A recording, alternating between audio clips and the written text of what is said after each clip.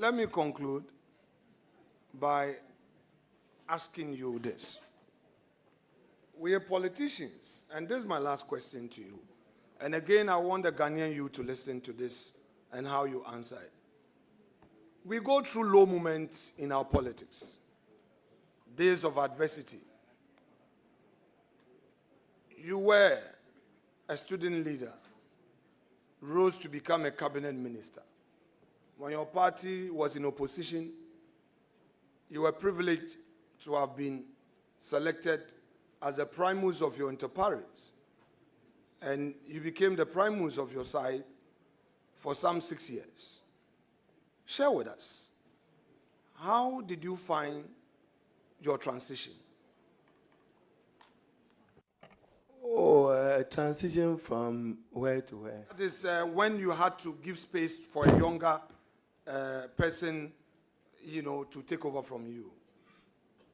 I took it very easy. When I was told that there would be a reshuffle of the minority, I believe I got a call whilst I was entering Joy FM for a major interview from President Mahama, and he indicated to me that, Harun, I'll call you shortly to discuss a very important matter. If you remember, I think it was PM Express.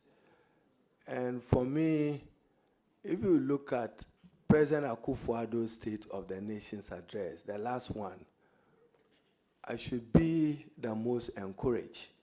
At least he admitted that he suffered an effective opposition in the hands of Haruna Iddrisu and the likes of our MPs, even if he didn't say so tacitly.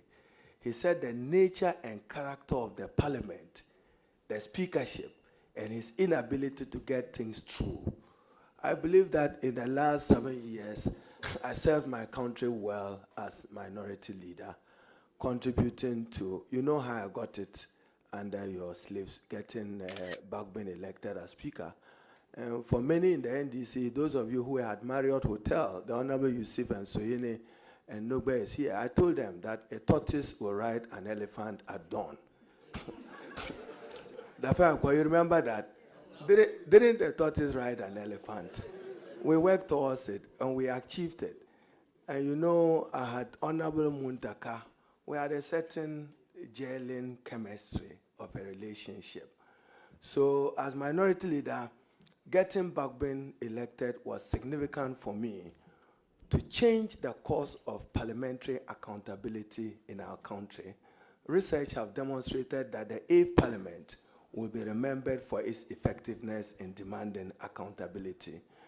There are many policy issues that I'll walk to you and Che Mensa, and I'm sure I can use the word today. There was a day they said, one ton, he's been bought. So I walked to you and said, then Che, na miye kubi na otomi.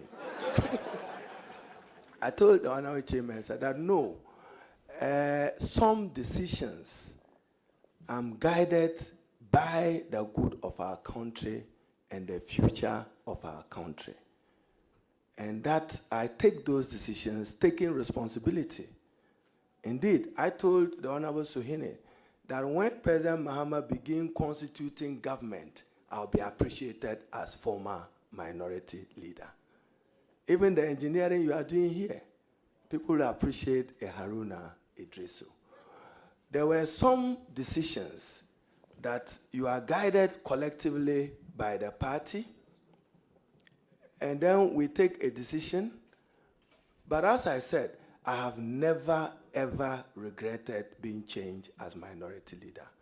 I don't carry guilt in my heart. I've had my opportunity. I went out there to campaign and work for the NDC because I was convinced that in terms of the management of the economy, I wasn't satisfied with how the MPP had managed the country and its governance. So I don't carry guilt in my heart.